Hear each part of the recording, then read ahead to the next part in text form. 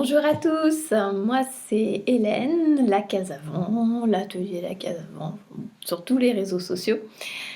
Ça fait très longtemps que j'ai pas enregistré une vidéo. Le temps a passé trop vite, trop d'occupations. Et là, les tricotés commencent à vraiment me manquer. Et donc je me suis dit que c'était peut-être le bon moment, la bonne solution de réactiver un petit peu le podcast. On verra si je m'y tiens.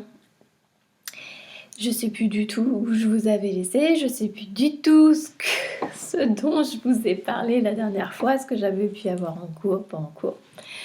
Donc j'ai rassemblé 2-3 petits trucs autour de moi. J'ai rassemblé le gilet amande que j'ai sorti, je sais plus si c'était fin août ou début septembre, quelque chose comme ça. C'est un gilet que je porte énormément, je le porte tout le temps. Et il est tout le temps sorti. C'est vraiment le gilet que je mets en continu. Surtout là, qui commence à faire un petit peu froid. J'ai rassemblé un bonnet qui est terminé et qui va bientôt sortir. Un col, parce que pareil, j'avais froid et j'ai eu envie de me faire un col en utilisant une laine qui traînait, qui me restait et qui traînait. Sinon, j'ai emmené un en cours. Voilà, ici. Il est ici. Et puis, j'ai d'autres en cours sur mes aiguilles, mais c'est des petits bouts, des échantillons, des trucs commencés, ou je sais pas si je vais continuer, on verra. Donc comme on verra, comme j'en sais rien, je vous les montre pas, je vous les montrerai plus tard, une fois que je saurai. Et puis, je me suis dit que c'était peut-être bien de vous montrer la genèse d'une idée, le début d'un projet, comment ça a commencé. Je vais essayer, moi j'aime bien, je regarde très peu de podcasts. Le peu que je regarde, j'aime bien quand on me dit le comment du pourquoi du début de l'histoire du modèle. On commence par le gilet amande. Donc c'est mon chouchou, c'est mon gilet doudou. Je l'ai fait avec la laine. Hop, je vais vous montrer ça d'abord. La laine d'Imogène. Voilà. J'adore son logo. Dedans, il y a ce qui me reste du gilet. C'est sa base BFL. Alors, elle n'en a pas pour l'instant en stock, mais ça marchera très bien avec sa base Gondry ou Kubrick. Enfin, c'est vraiment le gilet passe-partout et passe-partout à porter et passe-partout toute laine. Donc, je vous le montre. C'est un gilet que moi j'ai voulu ouvert. Je voulais ouvert pour moi, je vais vous le porter, ça sera mieux. Je l'ai voulu ouvert pour moi et j'ai des testeuses par contre qui l'ont fermé. Elles ont fait quelques augmentations. Alors là, je vais être bien couverte. Elles ont fait quelques augmentations sur le devant et elles se sont servies de la dentelle pour passer un bouton. Non, ça marche vraiment très bien. Je vous invite à aller voir les fiches projet. Bon, là, je suis un petit peu boudinée. J'ai un gros pull en dessous. Gros pull plus gros gilet. Bon. Il n'y a rien de trop. C'est un gilet ajusté aux épaules, vous voyez, qui a des augmentations. Je ne sais pas comment vous montrer. Hop, voilà. On fait des augmentations ensuite pour venir créer l'emmanchure. Donc c'est un gilet manche montée, ça s'appelle. Il y a un col qui est très texturé. Alors je ne sais pas si on peut appeler ça un col châle. Ça revient pas dans le cou, ici. Ça descend en pan tout simplement sur le devant. Le col châle, enfin, le col, on va faire simple, le col est travaillé. Ce sont des mailles. Hop. Ce sont des mailles un petit peu particulières. C'est pas des torsades. Ce sont des mailles twistées. Je suis pas sûre que ce soit exactement le terme en français. En anglais, c'est ça. Avec un petit peu de dentelle qui s'intègre dedans. Et ça fait un motif... J'ai du mal avec la gauche et la droite là sur la vidéo. Ça fait un motif de losange, imbriqués les uns dans les autres. Donc vous avez cette grande bordure qui va jusqu'au bas du gilet, je vous montrerai ensuite. Et puis sur tout le corps du gilet, il y a un petit motif de maille texturée. Voilà, c'est un motif tout simple, un jeu de maille en verre, qui est partout sur tout le gilet, dos compris, jusqu'en bas, voilà, une petite ligne, hop, de fausse couture de chaque côté pour venir rompre un peu la monotonie. Et puis l'avantage de ce gilet, c'est que moi je l'avais pensé, je l'ai fait un peu long. Moi je voulais, je l'ai fait, je l'ai commencé quand? Je l'ai commencé peut-être février. Je voulais un gilet un peu veste, d'où la forme ajustée aux épaules et assez longue ensuite.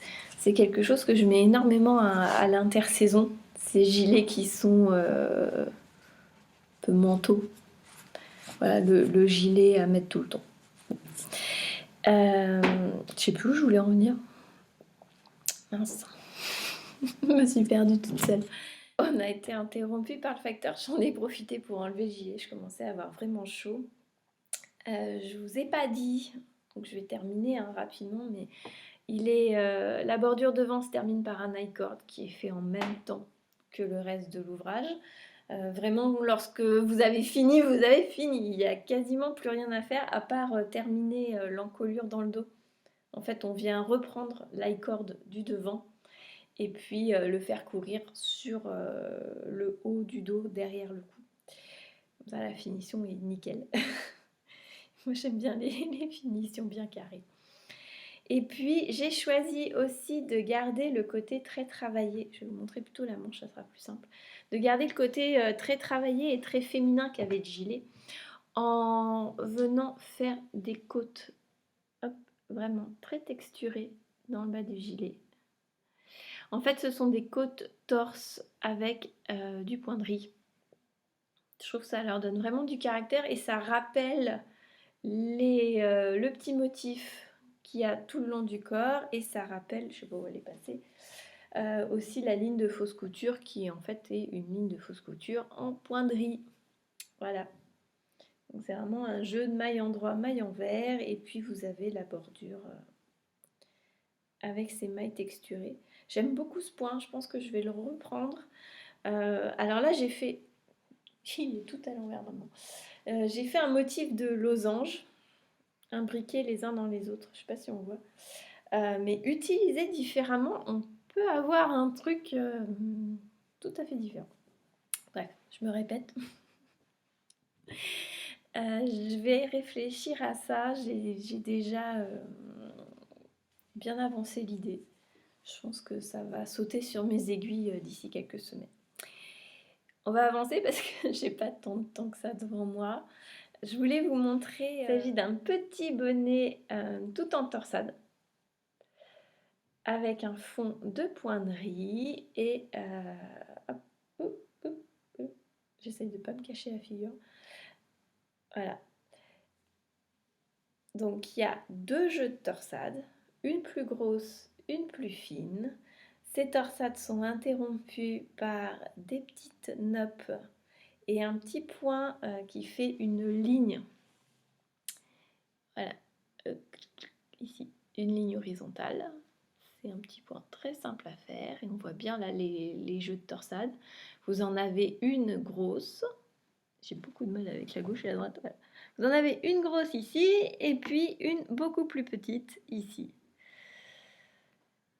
Je voulais donc un bonnet très texturé et puis surtout ce que je voulais faire, ce qui m'intéressait dans ce projet, c'était vraiment, je vais vous remontrer, de camoufler les diminutions et de vraiment arriver à les cacher dans le motif. Et je pense que j'y suis plutôt bien arrivée sans vouloir m'envoyer des fleurs. Mission réussie.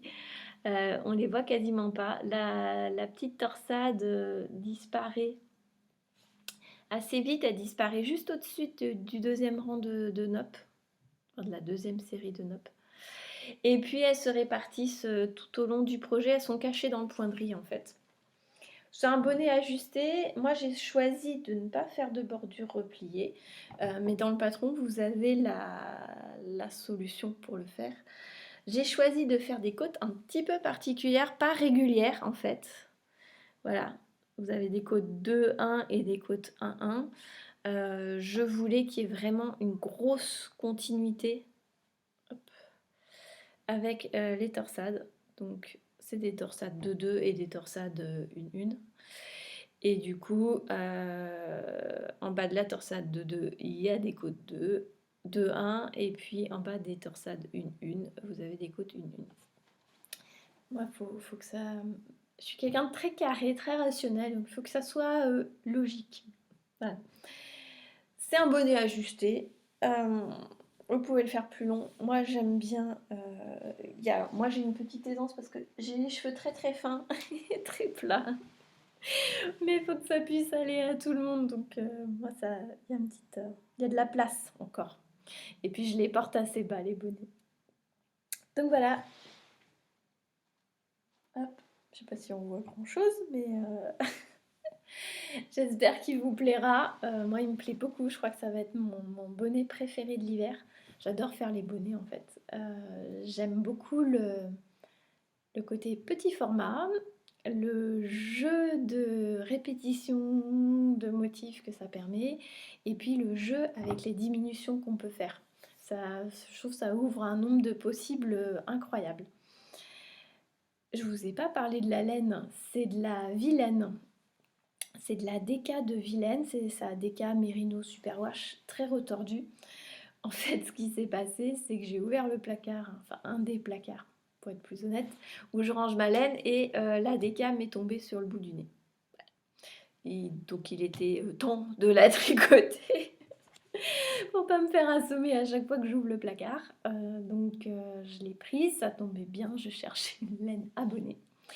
Cette DK, je l'avais achetée au Knit It à Lyon l'année dernière. C'est marron et macaron, je crois que c'est ça le nom. J'aime beaucoup. C'est un coloris très nuancé. J'avais peur que mon motif ressorte pas. Mais je trouve que ça lui va bien en fait. Ça rajoute... Ouais, ça lui rajoute du caractère en fait au bonnet. Ça, j'aime beaucoup. J'hésitais à mettre un pompon. Bon, je suis pas forcément très très pompon.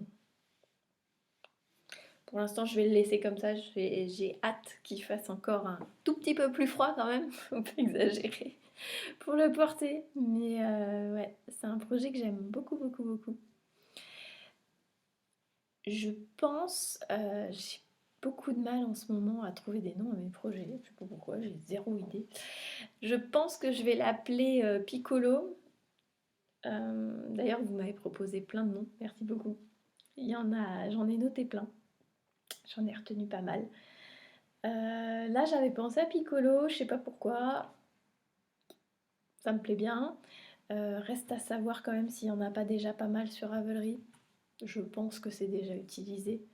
On verra le nombre de fois où c'est utilisé. Je vous mettrai ça en bas. Il y aura comme d'habitude un petit code de réduction pour la sortie. Je voulais vous parler d'un col aussi qui est terminé. En fait, je crois que je vous l'avais montré dans un podcast précédent. J'avais fait un pull en suri et ce pull en suri avec le suri des petits points parisiens, je sais pas l'étiquette encore. Ce pull en suri, j'avais acheté à ce moment-là du vert parce que mon pull est vert. Enfin, vert ou bleu, c'est toujours la couleur où les uns disent vert et les autres disent bleu. Bon, moi je le trouve qu'il est vert. À ce moment-là, j'avais acheté donc cette base verte et puis j'avais acheté un écheveau de... C'est un gris très très clair. Moi je trouve que c'est un gris très très clair. Je crois que c'est sa couleur lin. Il me semble que c'est vraiment ça. Et l'idée de départ, en fait, je voulais faire un jeu en mélangeant les deux couleurs. Pas forcément du jacquard, mais bref, l'idée s'est envolée. Il me restait 7 écheveaux et je sais pas si vous avez déjà touché de la surie, mais c'est d'une douceur et d'un moelleux. Donc j'avais envie de me le mettre autour du cou et il y a un projet, alors je ne l'ai pas avec moi, il est loin dans la maison. Il y a un projet que j'ai fait il y a un petit moment qui était avec une box de laine amourée.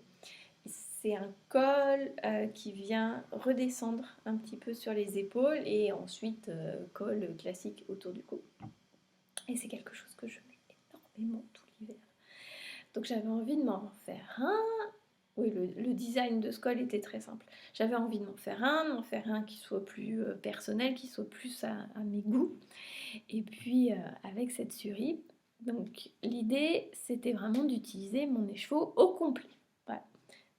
Il est peut-être un peu long, mais au moins il n'y a plus de laine. Hop, je vous le montre. On en parle après de la construction. Voilà.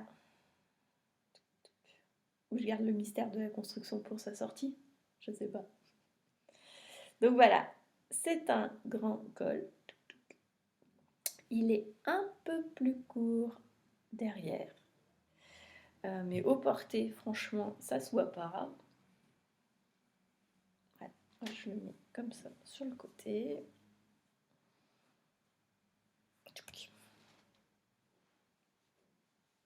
Voilà. J'aime bien, ça englobe les épaules, ça gêne pas quand on bouge. Ça enlève les petits courants d'air dans le cou qui sont désagréables. C'est un col qui se construit d'abord, c'est le dos que vous voyez, il se construit d'abord à plat. En fait, on commence à plat par une forme de triangle, comme un col, comme un châle classique. Voilà, jusque là à peu près. Et ensuite, on vient rejoindre en rond, on reprend le même point qu'en haut. Alors, c'est un point qui donne, alors blanc avec du soleil, vous n'allez rien voir. C'est un point qui donne vraiment du relief et une texture en épaisseur. Ça, je trouve que ça a rajouté au côté douillet du suri. Et puis il y a cette petite ligne pseudo-dentelle, pseudo-torsade qui vient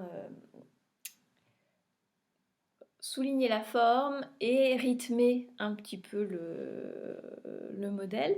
L'avantage, c'est qu'on arrête quand on n'a plus de laine.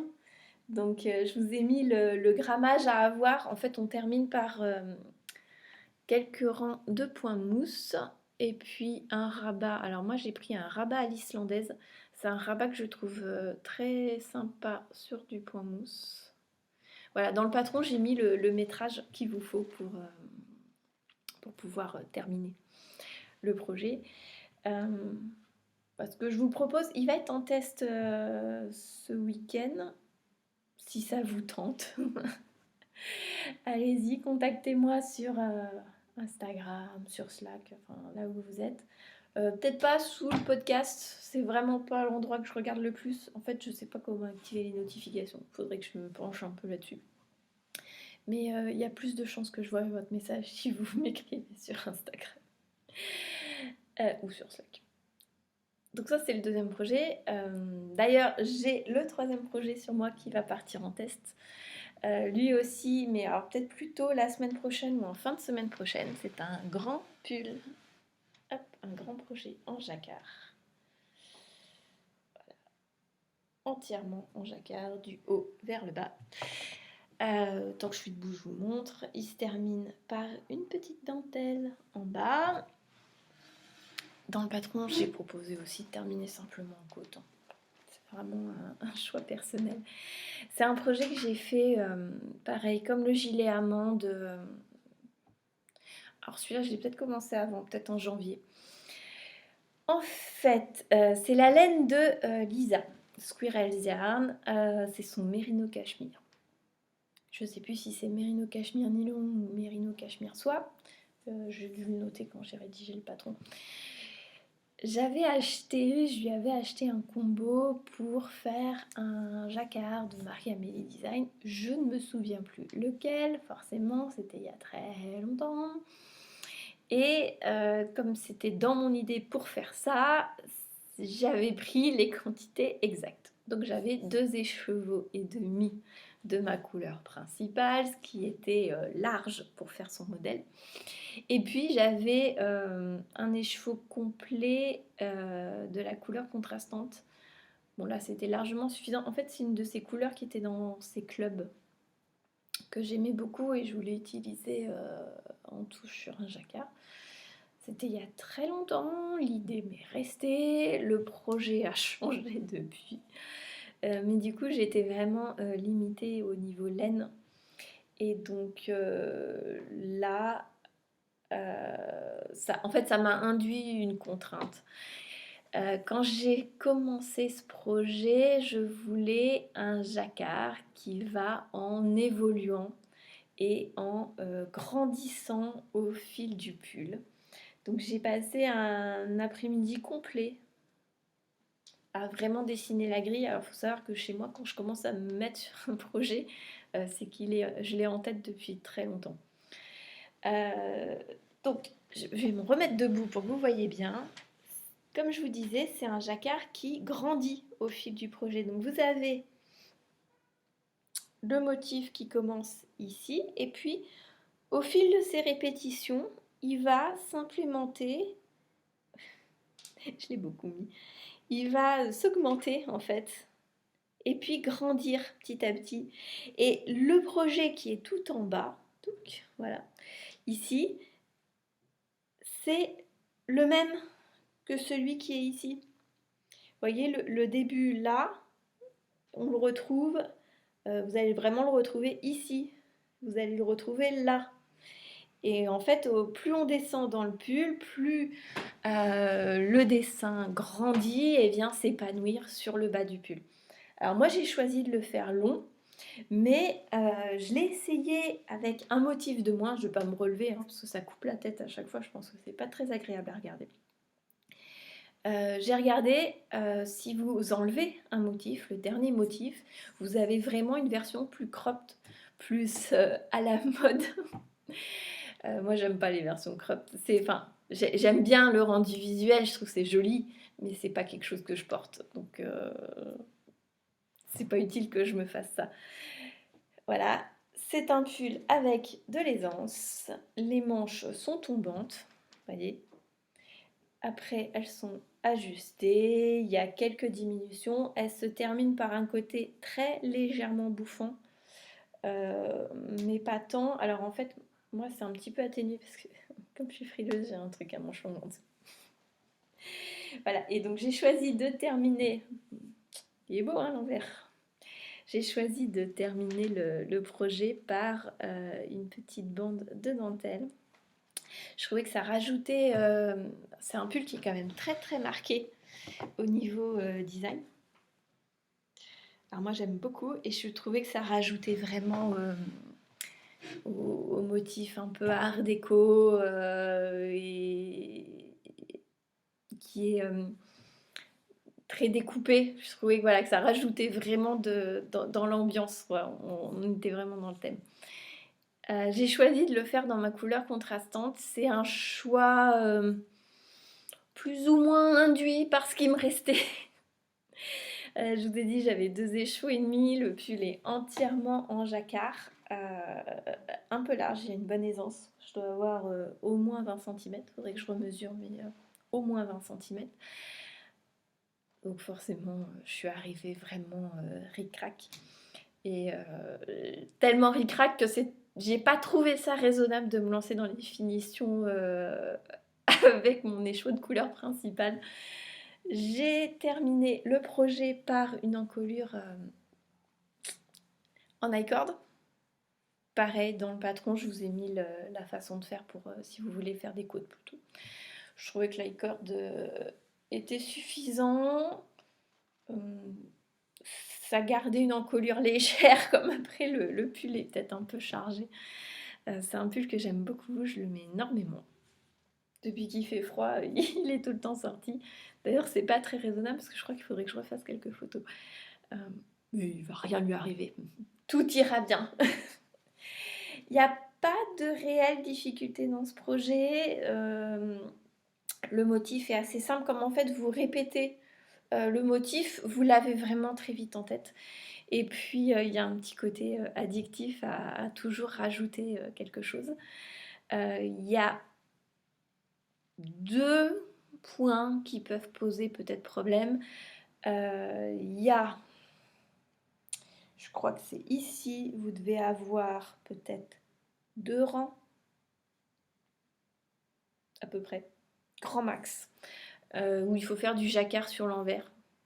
Et c'est du jacquard à 1 maille ou 2 mailles de couleurs contrastantes. Ça reste accessible, hein. Faut pas exagérer, et puis au bout d'un moment, faut apprendre, hein. Bon, bref.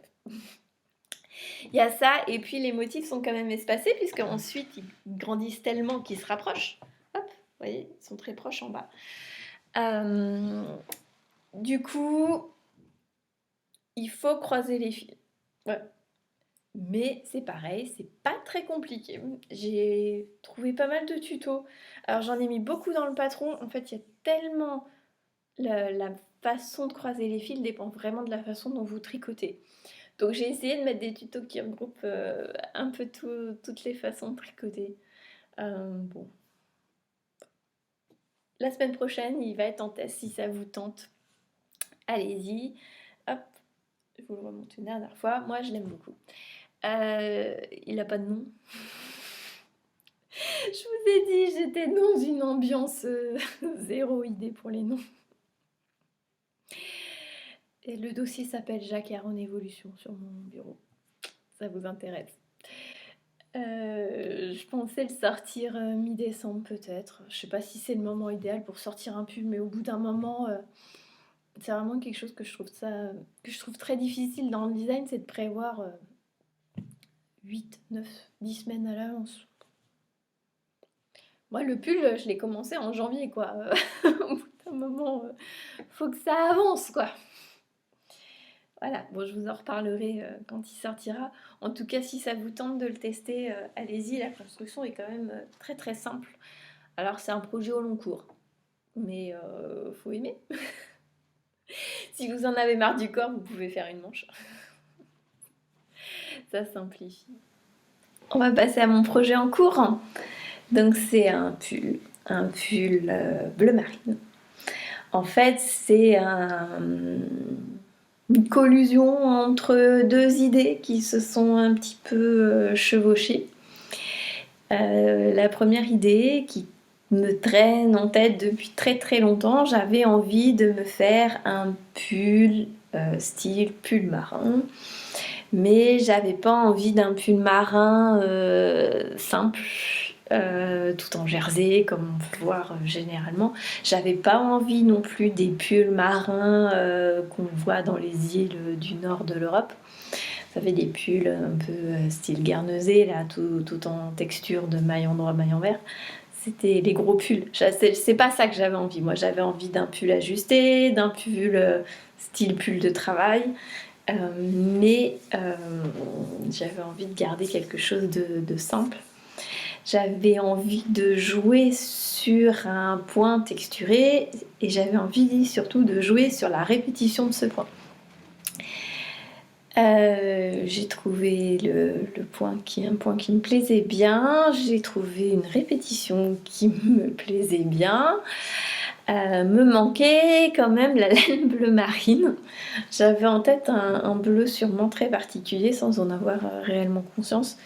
On voit beaucoup de bleu, moi j'adore le bleu, donc en fait tous les bleus de base me plaisent, mais c'était pas le bleu que je voulais pour ce pull.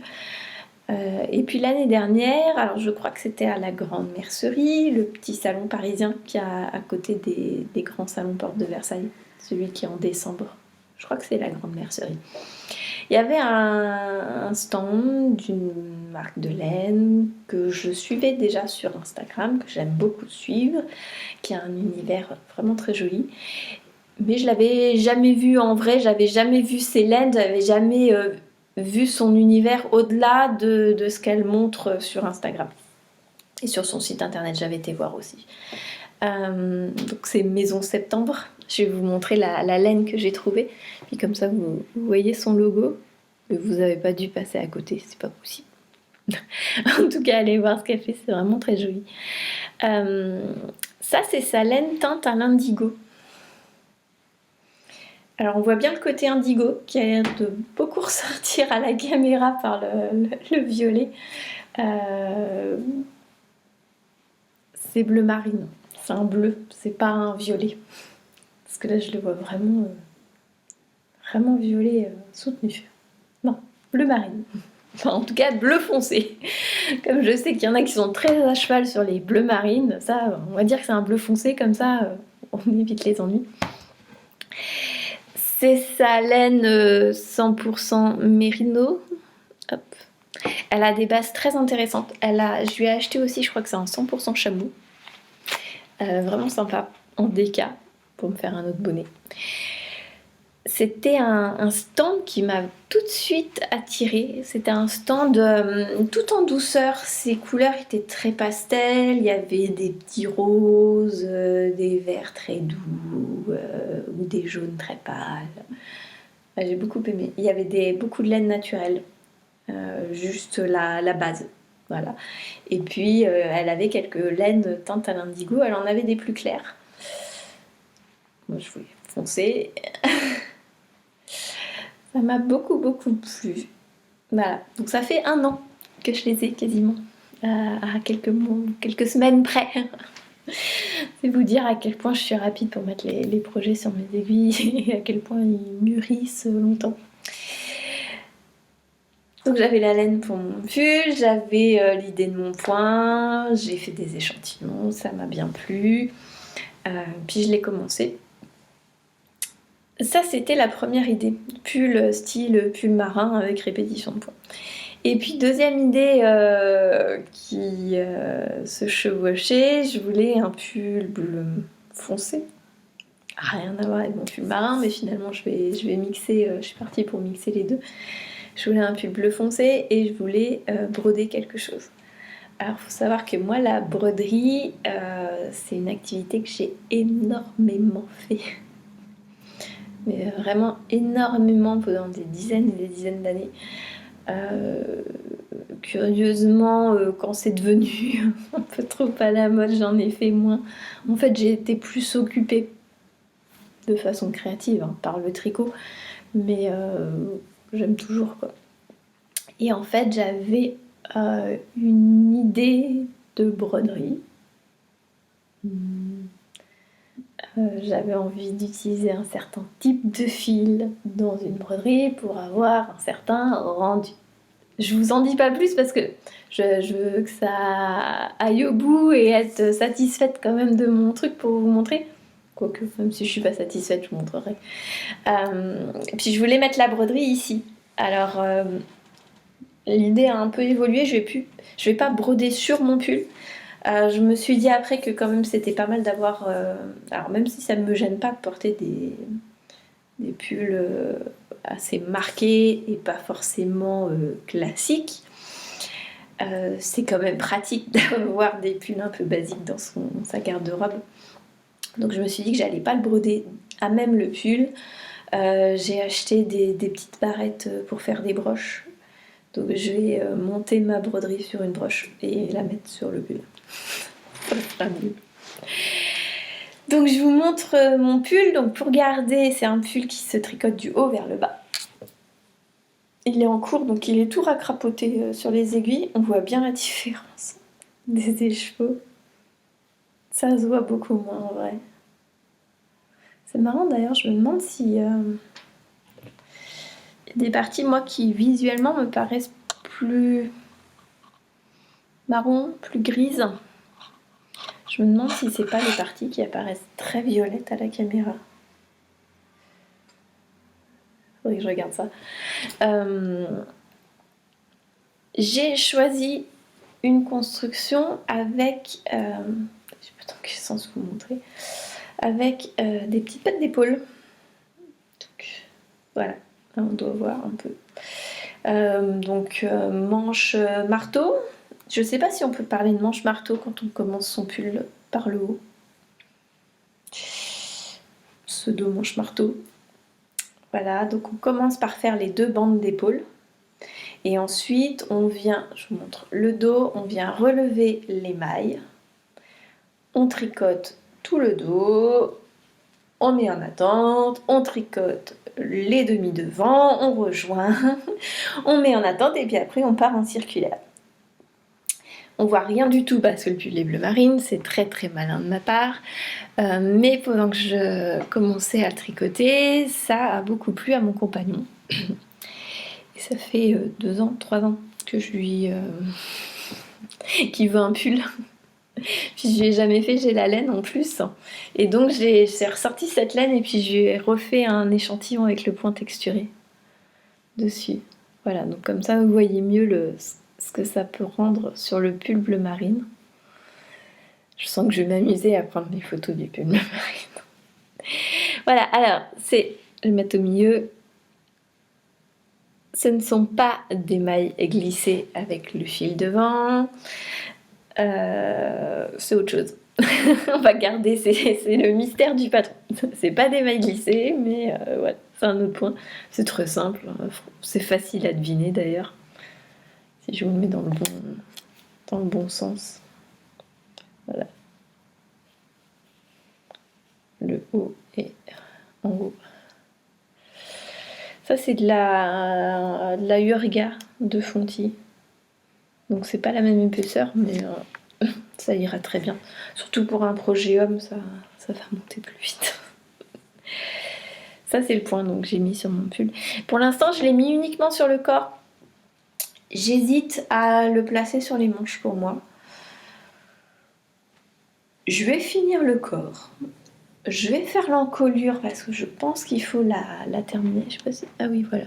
Si je me rapproche, vous voyez le point. Je vais terminer l'encolure, je vais terminer le corps et puis je vais l'essayer et je vais voir, je vais décider si je le fais aussi sur les manches.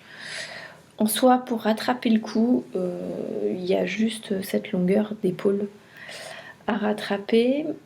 Oui, je vous ai pas dit, j'ai choisi de le faire ajuster aux épaules, un petit peu comme le gilet amande. Donc en fait, vous avez les pattes d'épaule et ensuite vous allez avoir quelques augmentations à faire pour finir de former l'emmanchure. Ça va lui donner, je voulais vraiment lui donner une forme ajustée en haut, qu'il a un rendu ajusté en haut. Et alors moi j'ai choisi de faire une taille qui me donne un petit peu d'aisance.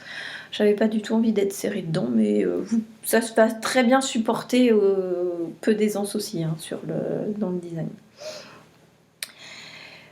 Oui, donc si je veux mettre le point texturé sur les manches, j'ai juste à rattraper le cou là. Donc si je change d'avis, je rebroderai tout simplement le point. Je le resimulerai sur les pattes d'épaule. Faudra rien dire, hein, ce sera un secret. Je sais pas. On verra, j'en suis pas encore là. Il avance très très vite. J'ai déjà fait une bonne longueur du corps. Peut-être. Il y a 25-26 cm là de fait. Donc on est presque arrivé. Je voudrais des côtes assez longues. Je pense que je vais faire une longueur de côte équivalente à la longueur d'un motif. Voilà. Ça va lui donner une unité. Faut pas chercher des fois. À chaque design, son obsession. Voilà. Donc là, ça va être ça. L'obsession, ça va être longueur identique. Il n'y a pas grand chose à dire pour le moment. J'aime bien. Je l'ai essayé. Il tombe comme je l'imaginais. C'est rassurant. C'est toujours rassurant. Et puis, c'est à peu près tout. De toute façon, il faut que je parte travailler. Hein. Et voilà. On va voir si je reviens pour un 4e épisode. Si c'est pas dans 6 mois. Si c'est dans 6 mois, je les laisserai certainement tomber. Ça servira pas à grand chose. J'espère que ça vous a plu, j'espère que ça a égayé un petit peu votre week-end ou votre semaine, surtout avec l'actualité un peu difficile qu'on a en ce moment. J'espère que tout va bien pour vous, pour tout le monde, pour votre famille, pour vos proches, etc., etc., etc. Et puis, n'hésitez pas si vous voyez des choses qui vous plaisent ou si vous avez certaines réponses à mes questions métaphysiques. Bonne journée!